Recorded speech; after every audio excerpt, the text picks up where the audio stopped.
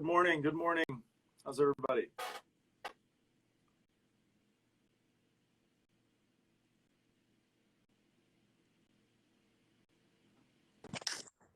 Hello, Instagram. There he is. There he is. Let me grab my coffee. I left it inside. I apologize. Coffee. What's up, guys? Alex and I are rather hot. We have been, we got a lot of things to go over. Spin rate, sticky stuff. I just saw something crazy this morning. I forgot to tell you in pre-show meeting. Oh, look at the bill right now. Right. I would like to pre-show meeting. I got to look up these allegations. Allegedly, TMZ Trevor Bauer. We'll see how this goes. Yep. Trevor Bauer accused of assault as woman alleged sexual assault. TMZ. Here we go. Here's the article. Yeah, Los Angeles, a woman whose full name not in public, attorney told TMZ, suffered severe physical and emotional pain. Bauer from contact client, denied. Two encounters were consensual rough sex via attorney. Bauer had a brief and wholly consensual sexual relation initiated by the accuser in April 2021. Does the article actually say those quote words? Consensual rough sex. Wow. Yeah, I don't. Well, now it's a pickle because now, like, I don't know. That's weird. Bauer responded to concern, confusion, and the accuser was neither angry nor accusatory. Bauer is cooperating with authorities. It's not how you win a Wait, is it a report to have consensual sex with TMZ? That's crazy. Did you name this? How do I? By the way, he might be asexual. Like until he throws me off. Like honestly, until he owns a baseball team. You know what I mean? Dude, he is gonna own a baseball team. He's gonna throw 100 because dude, you gotta think about everything everybody says to him. Like that's true, Dom. He's the most spiteful troll I've ever seen. That's what he is. He's gonna throw 100 because they said he never would. He's already won a Cy Young. He's gonna. Is it 97 now? Is it 97? 98. Sorry, it's climbing. Sorry. Now, okay, I need to start us off. Okay. Because we're gonna go down the College World Series rabbit hole. Okay. Who was the last superstar in college baseball not named Dansby Swanson? Oh God. Okay, hold on. Let me see. Oh, Eric would know this right away. Because off the top of my head, the only guy I can think of is Steven Strasburg. Yeah. That dude was like, "Oh, you have a question, Casey Pop? Go ahead and text it on in the this is a suggestion box. Put it in there. Whip it out." But the reason why I bring that up, Enrique Bradfield, dude, I told you, and dude, that guy's so exciting to watch. Freshman. Freshman. Dude, really good freshman, too. Like a super good freshman. Can somebody just tell him he loses his barrel? That's why he sucks. Hey, buddy. Yeah, he does lose. Keep the barrel on your shoulder as you swing. Don't release it so soon, and then everything will be fine. You're really good. Don't change your game plan. Just hold your barrel closer to your center, a tad longer, and then you're going to be real good. You're going to be Manny Machado. You're going to be really good. You're going to be really, really, really good. You're a cheat code. He's a cheat code. That's what I mean. Like, single. Yeah. No. Negative. Sorry. Married. I'm pretty much married. I'm really happy too. So if you were to take a superstar like Steven Strasburg, Michael Jordan, who's another like college football star that I'm blanking off, like Johnny Manziel, right? Like those are the kind of guys that like they happen in other sports, but baseball again gets zero hype. NC State getting the boot, Vandy hype video, weird conspiracy. But all I'm saying is you've got little to no available information on who the hell is really good in college baseball when we all know that a lot of these guys are going to be household names in, 4 or 5 years, just like basketball players, just like football players. And so wondering, like, what does baseball suck at marketing wise, or what do baseball players not have marketing wise that makes it hard for a guy like Enrique Bradfield. You know what I mean? Like, that dude's so exciting. Holy, Brock Jones for Stanford. Dude hit 18 home runs this year. He hit 3 in a super regional game. Like, that's crazy stuff, right? Imagine in let's say an NCAA football game, who won the Heisman this year? That wide receiver, right? Mm-hmm. I think won it, right? If he scored 3 touchdowns in a game, you would know about it. Like, it would be all over the place, right? 3 home runs in a super regional game. Oh my God. Like, that's a team that's earned that right to get there, and you're doing it at a high level. Oh yeah. And this guy plays safety on the football team for Stanford, right? Like, that's a superstar in my mind. You know, like, that's somebody that you could market, and then people are wearing Stanford baseball shirts, right? So what do you think it is that baseball doesn't have that, you know, like? Well, you just said it right there. They don't help their players look good. No one's better than the game. No, the game doesn't work without the players.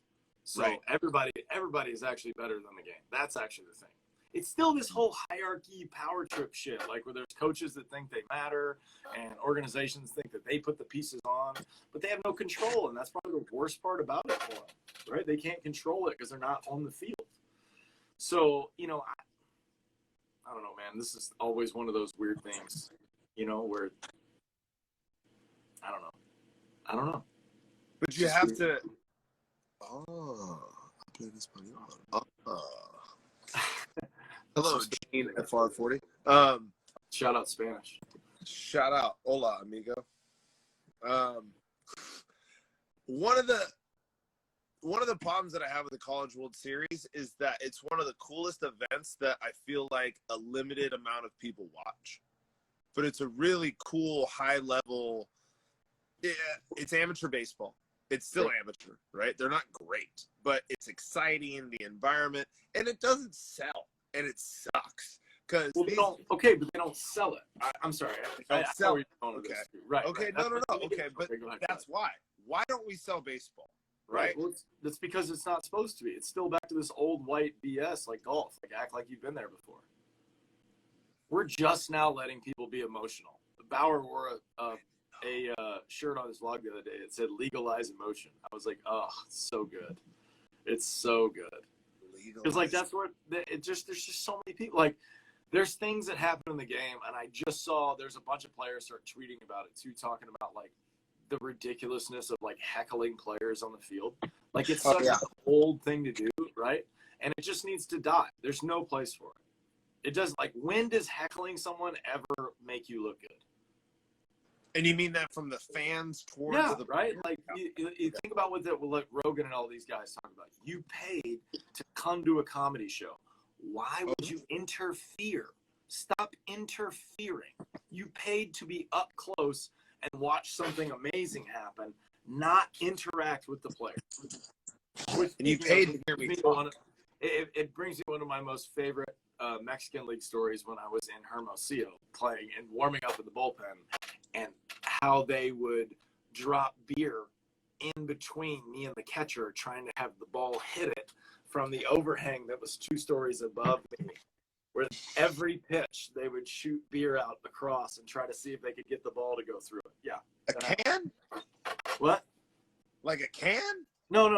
Like draft beer. Like, they would just pour the beer. They would throw the liquid over in between me and the catcher all the time. That's wild. All the time. You'd see like slider and then like blah, just like water or just whatever it was, right?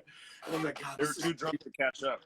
They never threw it on you, right? They weren't completely disrespectful, but they were always, you know, they were doing it was different, right? It was more of like an NBA playoff environment. People weren't trying to like distract you by calling your name or ask you questions. They were just being loud. You know what I mean? Or banging, you know, it was more of it's a different kind of home environment. You know what I mean? So let's say this. Let's say I took out heckling, right? And let's say we allowed because here's the thing that I feel like has a downside. I feel like baseball enters that realm of like the old white dude professional hierarchy of military standards at way too young of an age, right? It seems like, dude, I was explaining the other day some of the coaching atrocities that I went through as a college baseball player, and there were people looking at me like, that really happened? I was like, yeah. There are men out there that think that they are so above the game that they can literally make you color your hat in and tell you you're a loser, not build you up, not allow you to play the game. You know, they will buy, right? They will buy detox for players to pass drug tests. Okay? Those are the kind of guys that are out there coaching college baseball, right? And so the hierarchy that you're talking about is like built on just a bunch of bullshit anyway. So it's like we're honoring the system where you don't even honor the system that we're operating. You know what I mean? So yeah. It seems like baseball is in kind of like an outlawish place. It doesn't know what it is right now. It keeps evolving. The game is really cool. Like when I was always playing different styles of play, right? Right. Always. And it's exciting. Sorry, my dog's barking. But like, okay. Just the idea of like how exciting the game is when you know what's going on and you're not focused on like doing the routine right, making sure you're being a team player and all of this other shit that you're fed.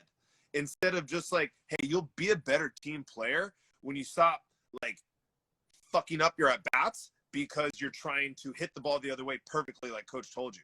Dude, just hit the shit out of it. Nobody cares. But because you're trying to appease this coach and this hierarchy, you're just almost, it's the Timo Cruz thing that I posted the other day. Like you're shrinking your game to make somebody feel better.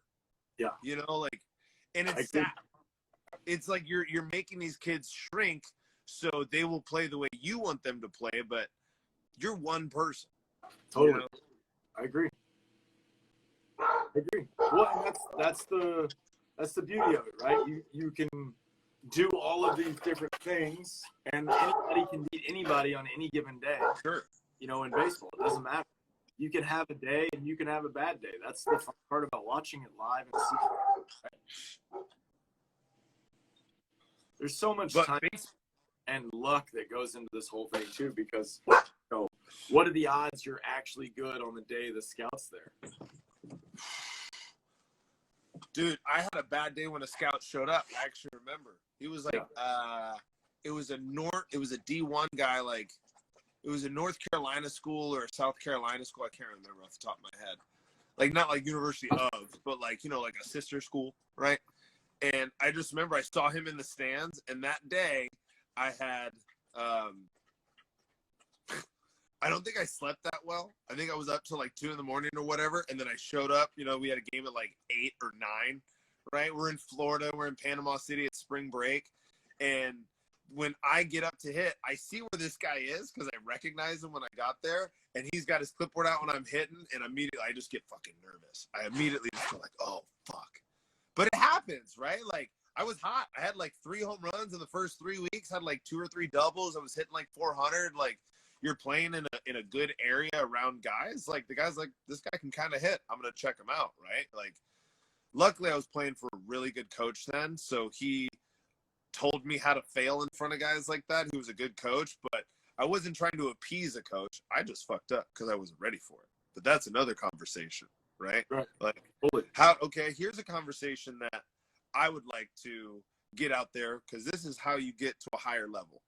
And you've played at a much higher level for a longer time than I have. When you are trying to, for sports, dude, such a dope logo. One of the key details that I wasn't taught was trying to perform like at those quote unquote auditions, right? Because I didn't go to a lot of showcases. I didn't go to a lot of tryouts. I didn't do a lot of that. Did you go through that, like trying to get to the next level? No, I went to like one showcase ever, and it was like a JUCO one. Yeah, and then like even then, I think there were a bunch of mistakes that were in my head because of like how much I knew. Where like I knew that you just didn't throw hard in the bullpen because you saved it for the game. Like, and so you want me to throw a bullpen, I'm just going to throw a bullpen. I'm not going to, like, you know what I mean? And so it wasn't until I saw a radar gun that I was like, why do you have them? They want to know how hard you throw. I'm like, oh, like, just throw it as hard as I can. You know what I mean? And so, like, it's not, you know, there's just a bunch of information up, you know, that everything's changed so much, you know. I really feel like I got, of the information I got, I'd say less than 1% of it actually helped me. Most of it was like just wait around. And like, that's probably what motivates me more than anything recently is like, you can just do so much more than you think you can, you know. You can just, you know, Herm Edwards hurt my brain in the old Hard Knocks back in the day. He talks about how he's 65 years old, and having a full day means that you're awake for 16 hours and doing something for 16 hours. And then every second and every minute and every hour that goes away, you do not get it back. And so why not have a full day when you know that it's a finite, you know, temporary situation? You'd rather be doing stuff than not doing stuff. Right. Doing things as opposed to not doing things. Doing things is fun because then you get to do stuff, you know? Yeah. But if you're not doing things, you can't do anything, you know? So let's talk about baseball. I have a question for you about how's the Rapsodo for hitting? It's finicky. We just got ours back. You know what? It does factor in spin. I don't know if HitTrax has figured that out yet. So like if you slice a ball, it's sliced out. It's straight. Yeah. So then that's the one thing with HitTrax. Like there's balls that get hit down the line all the time on HitTrax, and you can see it like that. There's no way that stays fair. You know, it slices foul. Or hooks foul, just depending on what it's doing. Rapsodo does factor that in. I'm excited to see what TrackMan does, because TrackMan has I'm pretty sure TrackMan factors in spin because it uses a camera as well as lasers and LiDAR. So, you know, simulators are what they are, right? I can't wait for us to get outside and do advanced BP or live at bats with Rapsodo hitting outside so we can just see how far it goes. You know, just watching it land in a patch of grass is just not good enough for me now in 2020. That's huge. Like right. That would be next level, right? That's right. The idea. Well, and that's what all the major universities are doing. They have their TrackMan units just during BP, and these guys get full reports at the end of it, you know? See, that's awesome. That's so like the idea of having like remember the paperclip guy on Microsoft Word? Remember the little paperclip guy? That's like what they are. They're like this little paperclip, right? It's just this cool concept. So the reason why I bring that up, how come we don't talk about, like, again, it's the hierarchy of you got to know what you know, but like as players, right? How come we no, it's so funny how, like, sorry, go ahead. Sorry, you cut out. Phone call there. So, you know how baseball works. Like, I was thinking about this today on my drive home from my client this morning, and I was thinking about all the different games that people play, because I read your text about CJ Rodriguez, right? And you were like, dude, he's moving all over the place. Like, he's the reason why the zone got ruined and blah, blah, blah. And I was like, you're right. But you're thinking about it like a pitcher. I wouldn't have thought about that because I'm thinking about it like a catcher, right? But you're thinking about your phase of the game and how that affects you, right? Where if I were CJ Rodriguez, would just be playing my game. But the way that a second baseman plays, there's a variety of that. You've got Aaron Hill, right? You've got, who was that guy? Jeff Kent. That guy was like 6'4". Robinson Cano, Joe Morgan. Like, what about Knobloch? There's all these like different types, but then there's like catchers, like different types of catchers. There's, you've got Joe Mauer, you've got the Russell Martin, you've got all these different types. So all the games are different, right? But I'm thinking about your game, a guy that spins the hell out of it and really messes with hitters. And I'm like, dude, if you have a catcher that's moving a lot and the umpire can't see the zone, that's going to be really problematic because you're not attacking the zone like just with pure velocity, like fuck you, here, hit it, like just throwing 98 right by people. Like you don't have to be that great of a catcher. You just got to make sure it doesn't hit you in the face, right, or hit the umpire, right, because they're going to swing. Right. But looking at the game from your perspective, right, it's super interesting because then I watched CJ Rodriguez again, and I was like, yeah, he's moving a lot. He's up and down. So as a pitcher, what are you looking for in a catcher? So, I mean, it has to work, right? And that's what we were talking about. It's one thing, he's in Vandy, and Jack Leiter can locate the things, and the guy's kind of close to it, and his little techniques. I've seen it work. I'm not saying that it doesn't, right? But what I'm saying is, you know, the knee down, the jumpy, it just doesn't work all the time. And you know, just to your point, like you said too, you have to make adjustments to figure out, you know, what is going on. And if you don't, it's almost like he didn't know what to do. You could see it. They pulled him. I don't know if you saw that. They put in. Yeah, then his replacement hit a They put in nuke. They upgraded to a 6'5" model. It was the same guy. By the way, how about that guy? That 6'5" guy, did you watch him? He was getting blown up too. I did. They didn't show that many highlights at the end. They did, but you got to look at it. It's so funny because, like, you know, Rodriguez is like way down here on the screen, and then there's like this guy that's just like in the frame, and he's like trying to put a knee down, and there's like a ball low, and he like almost falls over, like reaching for it. I'm like, yeah, there's no way these are ever going to be strikes.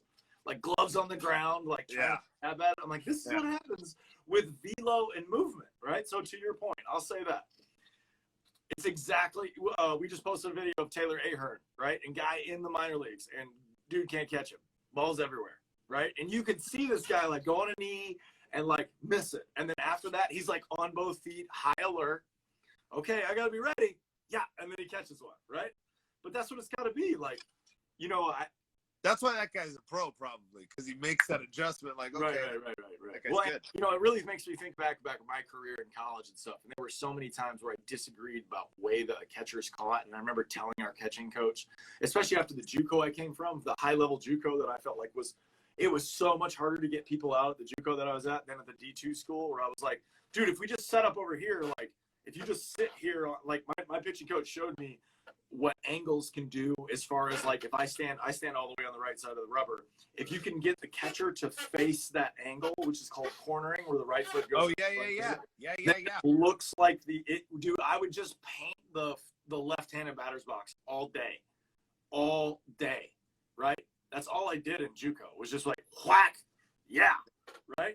And I get to D2 and we're outer third, we're square, we do ankle sways, and I'd just be like, whack, and the guy catch it outside his shoulder, like ball, and I'd be like, not a ball, right? So it's just, there's just obvious things that I just feel like I feel like we don't pay attention to what exactly Yachty does, what Eddie Perez does, what Mike Matheny did, when Gary Sanchez was a Gold Glover, what he did, right? We're trying to reinvent these things so they're easier and they do this stuff. I watched a video last night where there was a catching guy talking about flexion to extension and extension to flexion and like when to do it and when not. And then I watched him catch one and he was like just above his head. I'm like, when is showing the ball more of a higher strike a good thing instead of just catching it where it is? And you talk to umpires just like you. I know you have an MLB umpire that's at facility, and we have an umpire that's one of our kids is a catching guy who's an umpire. And so I'll go back to what you said before. My perspective from what I'm saying is not from the pitching perspective. It's from the game perspective. Because if I am throwing a pitch and you're not catching it correctly to trick the human behind you, because that's your job, and it's not working, then we immediately need to change the strategy. Okay. I like what you're saying. I'm going to keep going off what you're saying. So as a tandem unit, right, would you say that pitcher to catcher, obviously there has to be different relationships, right? And then if you were to be, like, let's say you were to have a pitch, because you do this at your facility, right? You work with pitchers and catchers, right? Like simultaneously, like there'll be a guy that's throwing a bullpen and you'll like coach the catcher, like how to get this pitch, right? I'm sure you've done that. So the process right, is kind of what I'm curious about.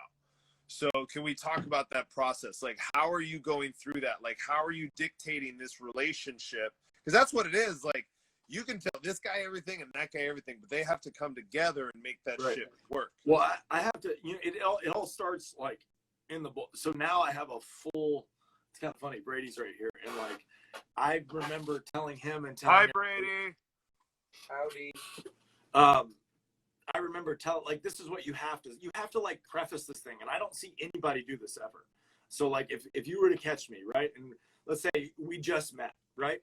It's not fair to you with my movement to not at least warn you of what things are going to look like and going to happen. Right. So we have to like, you need to see it so you know what it's going to do. So then I can also see if you catch it and pull it out, now I have to ask you about it. And I'd be like, well, why didn't you get around the energy on the slider to keep it in the zone? Why didn't you do that? Oh, well, that's just what I do in the bullpen. Well, if you do that in the bullpen, and I don't know what it looks like in the game, you're not helping me understand where I'm missing, because that's what it's about. Like, it's unfortunately, catchers, it's not about you, right? It's about the pitcher, right? Because he's throwing the ball, right? And just like you're saying, we have to be on the same page. And if you're like, CJ Rodriguez is like knee dive stab to steal the outside fastball that he did so well for Jack Leiter, which by the way did not work as much.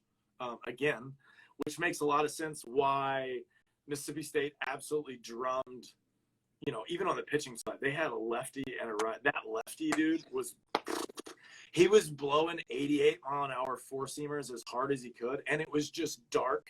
Because it was, did you see it, by the way? It was full gun Johnson. Are you talking about the big guy from Mississippi State? Yeah. Yeah. Oh, yeah. Downhill, coming right at you, four-seamer. Like, good luck. That guy's hard to hit because he looked like he was at about 51 feet when he threw the ball. Like, Right. he was so on you. And then he threw that really good Bugs Bunny changeup, too, that just, like, had, like, 2 foot of movement to the left, right? And then he didn't really strike anybody out on it, but his curveball is just, it's like Zito, right? It's so bad that it's good, right? Like, it's just like this, like that idea of a curveball after a fastball like that is so underrated that guy made it possible. That guy really made it possible. Speed ladder. What are you talking about? We talk about this all the time. It's speed ladder. It's why I'm like 92 to 68. I know that, but you have to have guys play that game and get away with it for people to believe in it. Right. It's like anything. It's just like anything. Like, you can have great ideas, but you got to prove that shit works. You know what I mean? Like, so that's why I say that. You know what I mean? Like, so continue the process. I've got, like, I like the idea of cornering, and I want to keep you going because I feel like I'm learning a lot in here. So I remember I had this lefty named Torrey Fiscardo, who was kind of like a 3/4 lefty. He was a closer, and he would be on the way or left-handed batter's box of the mound, right? Sweepy slider, kind of a backdoor two-seam, real late. Randy Johnson, but didn't throw hard, right? But he was short, but he had like the movement, right? One of the things that I did was, now that you gave it a name, was I kind of cornered him. So if like you're over here, right? I almost set up to where I was like lined up with him. Like, we were pitching, like if the mound was here, we just went like we did that, right? And we would just play two seams and sliders and then just keep stretching it out until we get guys to stretch out, and then you just ram them right in. Right. You beat a lot of guys with 85.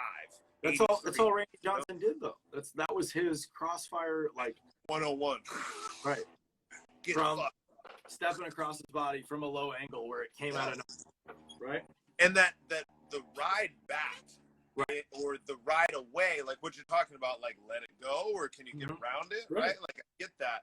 But I had the umpire tell me, which is one of the reasons why, again, pitcher-catcher conversation, he was like, if you were to do that, you have to make sure that you're not too open, right, to where you're, like, completely like this, because now you're making your shoulders, like, say that ball misses, you're putting this shoulder in a position where I can't really see the angle. And I was, like, kind of listening to that.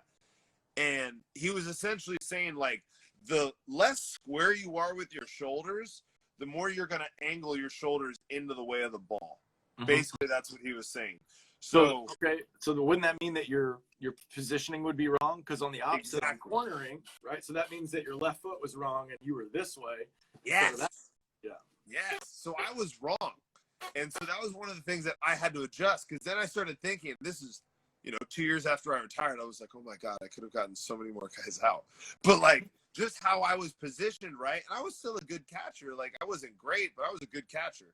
And like, knowing that if I had just adjusted myself from here to right here, just the difference would have been monumental. Huge. And like, nobody tells you that.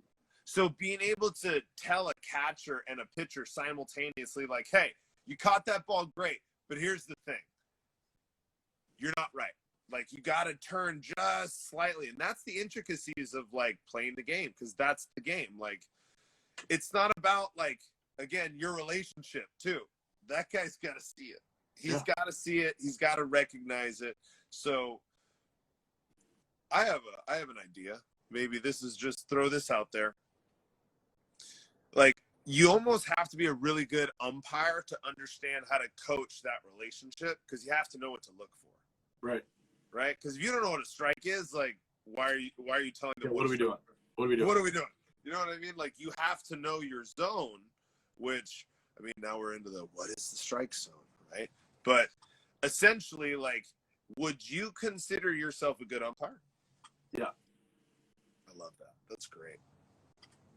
Hitters think all pitchers are such bad umpires. No, I mean, I've done it too. Like, I can sit back there and, you know what I mean? Like, I did a little summer ball stint as a young kid, and got the little 9-year-olds, right? Got on the corner, watched him do it, keep it there. I'm like, all right, you kept it there. Ha! You know what I mean? Yeah. So, there is a lot, right? There's a lot that goes into it. And like I said, I feel like it would be, if I blow guys up all the time, even when they know what's coming, right? I'll get, guys will miss a ball, it moves late. Sometimes it'll cut on accident. Sometimes it'll run on accident, right? But that's just the velocity of the hand and what you're trying to do, right? And that's what you see that in big league games all the time. And so at least warnings of, how movement profiles are and where you like to throw the ball and how you like them to set. Because, like, when I go 0-0 cutter, I actually don't want my guy to go to the corner. I want to, like, throw it at his chest and then yank it, miss, but it's going to be on your shoulder. So you got to be ready for it to get there, right? And then keep it zone, right? And then if we go slider, I want you to get all the way on the white line just so I can make sure on the 0-2 pitch that I sweep it all the way to in front of your body, because that's what I'm trying to do. I'm trying to basically throw a bounce pass right off your chest. So right? You require a good catcher that can work laterally but doesn't move laterally. They can control that shit. You just need to be where you're supposed to be. And then if I miss, it's on me, not you. Yeah. You know what I mean? But it is on me. No, but it's not. No. But I think that's where everybody messes up. I think that's where I don't think they're making, like, stop blocking fastballs, kids. What are we doing? Like, if you skip a fastball, like, catcher, please backhand it. Like, that's not your fault. This is not your fault, right? No. If I bounce a slider and you knew a slider was coming and you did not get into your secondary to be able to get to the block, what are we doing? Yeah. Right? So, especially and it's one thing if there's nobody on, nobody out, and we're just trying to, and you just wave at it because it's whatever, and it goes to the backstop and we get another ball, right? Yeah. Right? That's a whole different thing. But it's a whole different thing when, like, there's a guy on first and if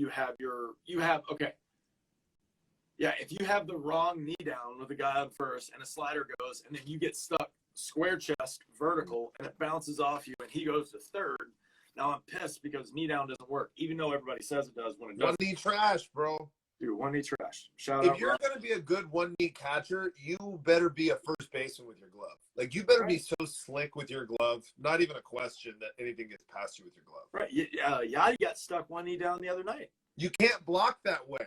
Like, you have no drive. Of course, it was like a weird backup slider.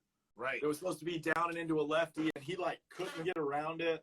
And it, like, skipped weird, hit off his shin guard and went crazy. And it's like, yeah, that shit. You know what's garbage about one knee trash? Is that it teaches guys that stabbing idea because you don't have a good base to just feel strong.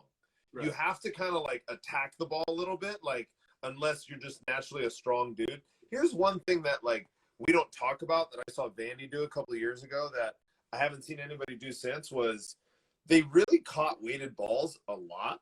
And I can't think of the name of their catcher that they have, but he was the guy that he caught. Who did they have? What was the righty that threw? He had, what's his name? He had glasses. He played with Dansby. Carson Fulmer. Oh. Carson Fulmer. Whoever caught Carson Fulmer, that dude was a gangster. That dude had a great glove. And I remember Carson had those hammer pitches that spun so heavy and hard down. And this dude never dropped a glove. Everything was just boink, but it wasn't aggressive, right?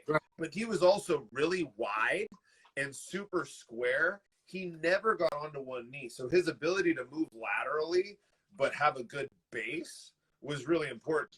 When I see a guy like CJ Rodriguez and they're doing that stabbing like you're talking about, here's a physical thing that I don't think we talk about.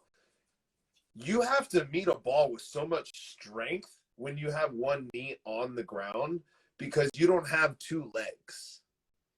Like a good base is a good base. Like a ball, like if you were to let a fastball hit you in the chest like Happy Gilmore, it could knock your ass over. You know what I mean? Like that shit could knock your ass over. So like if you don't come at that with some like good base and some good force, you're gonna overuse your arm. You're gonna start to stick stuff way too hard. Gotta have a good. That's one thing that I see from like really athletic catchers is they just know how to hold a base. Like they don't move laterally like they don't over necessarily move laterally. It's just like kind of a good natural base. Just like most good athletes, that one knee down, you're playing with one leg. I don't like it. Even though I did it, but I had a broken leg, so I had to. I couldn't catch on two legs. It's hilarious. Yeah, I agree, man. I mean, it's the best catchers that I ever throw to just didn't seem like they did that much. Yeah. Right?